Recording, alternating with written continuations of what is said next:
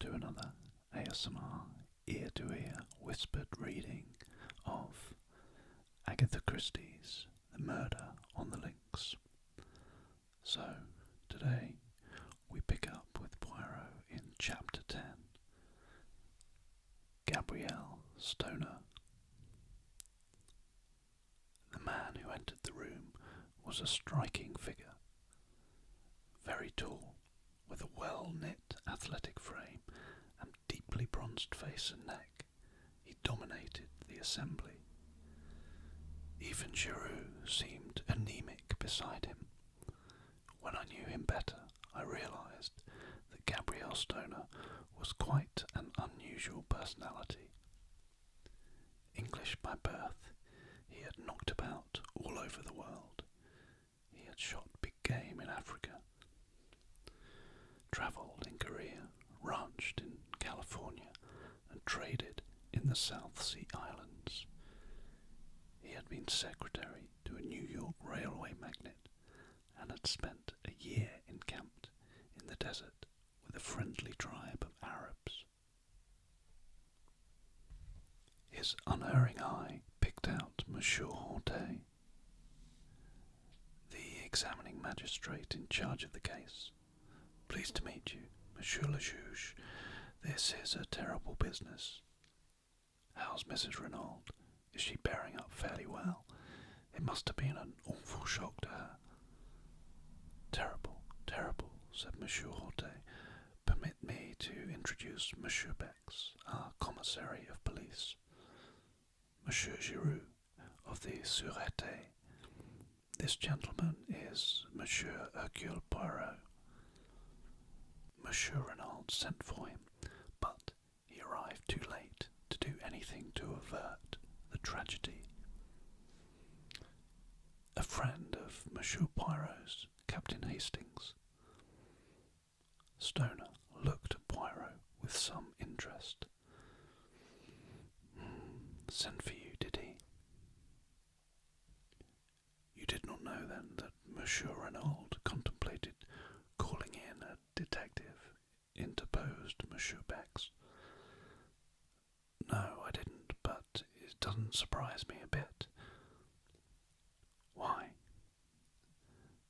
Because the old man was rattled. I don't know what it was all about.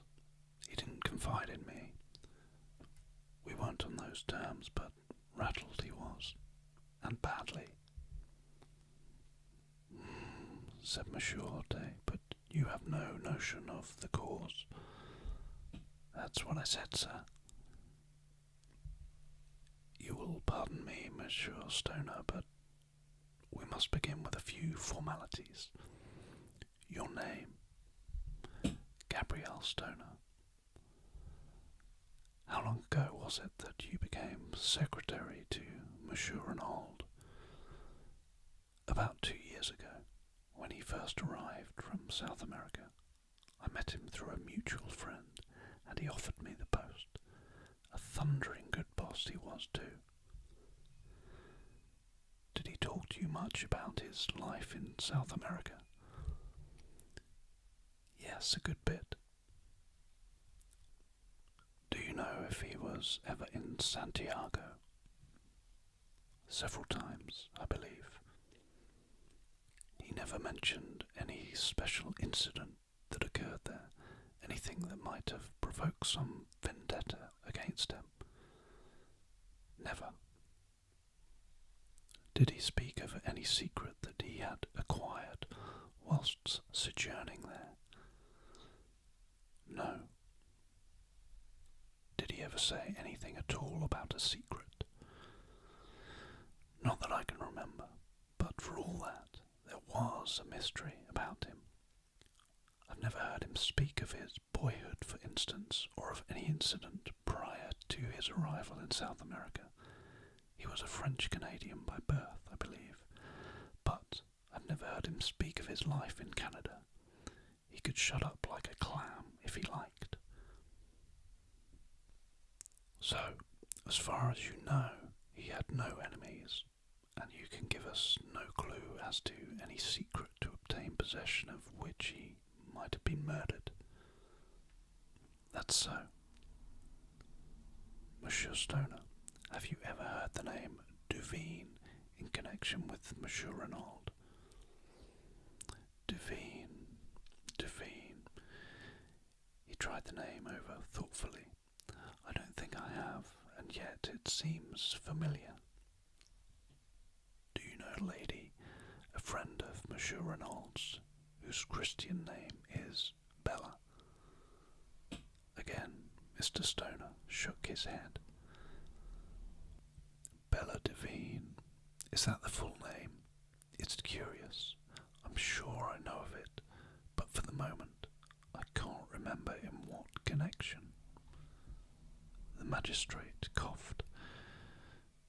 You understand, Monsieur Stoner, the case is like this. There must be no reservations. You might perhaps, through a feeling of consideration for Madame Renaud, for whom I gather you have a great esteem and affection, you might, enfin, said Monsieur Hortet, getting rather tied up in his sentence. There must absolutely be no reservations. Stoner stared at him, a dawning light of comprehension in his eyes. I don't quite get you, he said gently. Where does Mrs. Renaud come in? I've an immense respect and affection for that lady. She's a very wonderful and unusual type, but I don't quite see how my reservations or otherwise could affect her. Not if this Bella Devine should prove to have been something more than a friend to her husband.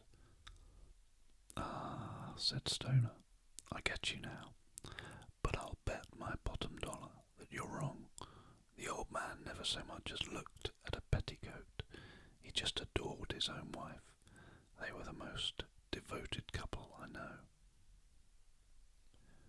Monsieur Hortet shook his head gently. Monsieur Stoner, we hold absolute proof. A love letter written by Bella to Monsieur Renaud, accusing him of having tired of her.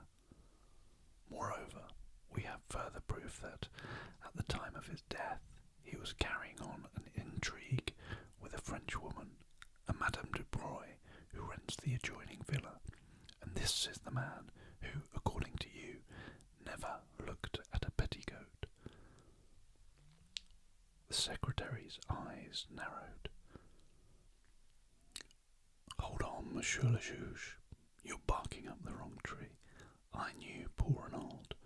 What you've just been saying is utterly impossible. There's some other explanation. The magistrate shrugged his shoulders. What other explanation could there be? What leads you to think it was a love affair? Madame de Broglie was in the habit of visiting him here in the evenings. Also, since Monsieur Renaud came to the Villa Genevieve, Madame de Broglie has paid large sums of money into the bank in notes. In all, the amount totals £4,000 of your English money. I guess that's right, said Stoner quietly. I transmitted him those sums at his request. But it wasn't an intrigue. Eh, mon Dieu, what else could it be? Blackmail, said Stoner sharply, bringing down his hand with a slam on the table. That's what it was. Ah, voilà, une idée, cried the magistrate, shaken in spite of himself. Blackmail, repeated Stoner. The old man was being bled, and at a good rate too. 4,000 in a couple of months. Whew! I told you just now that there was a mystery about Renaud. Evidently, this Madame de Broglie knew enough of it to put the screws on. It is possible, the commissary cried excitedly. Decidedly, it is possible. Possible, roared Stoner. It's certain. Tell me, have you asked Mrs. Renaud about this love affair stunt of yours? No, monsieur. We did not wish to occasion her any distress if it could reasonably be avoided. Distress? Why, she'd laugh in your face, I tell you. She and Renaud were a couple in 100. Ah, that reminds me of another point, said Monsieur Hortet. Did Monsieur Renaud take you into his confidence at all, as to the dispositions of his will? I know all about it. Took it to the lawyer for him after he'd drawn it out. I can give you the name of his solicitors if you want to see it. They've got it there. Quite simple. Half in the trust to his wife for her lifetime, the other half to his son. A few legacies. I rather think he left me 1,000. When was this will drawn up?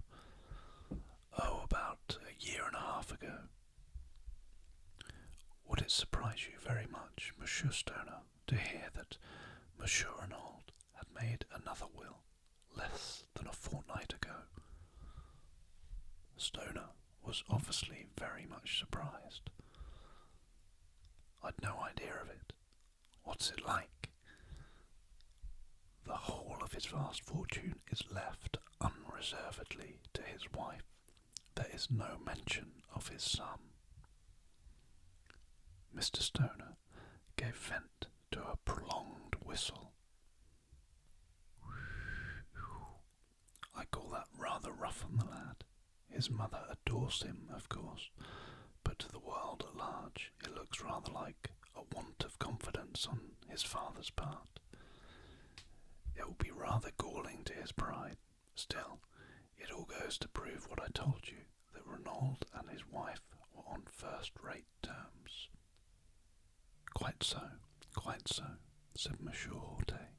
It is possible we shall have to revise our ideas on several points. We have, of course, cabled to Santiago, and are expecting a reply from there any minute. In all possibility, everything will then be perfectly clear and straightforward. On the other hand, if your suggestion of blackmail is true, Madame de Broye ought to be able to give us valuable information. Poirot interjected a remark.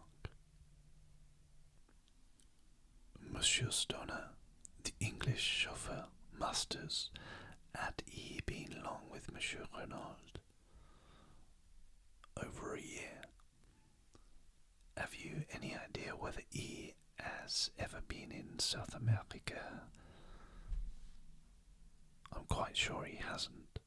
Before coming to Mr. Renaud, he had been for many years with some people in Gloucestershire whom I know well. In fact, you can answer for him as being above suspicion. Absolutely. Poirot seemed somewhat crestfallen. Meanwhile, the magistrate had summoned Marchot. My compliments to Madame Renaud, and I should be glad to speak to her for a few minutes. Beg her not to disturb herself. I will wait upon her upstairs.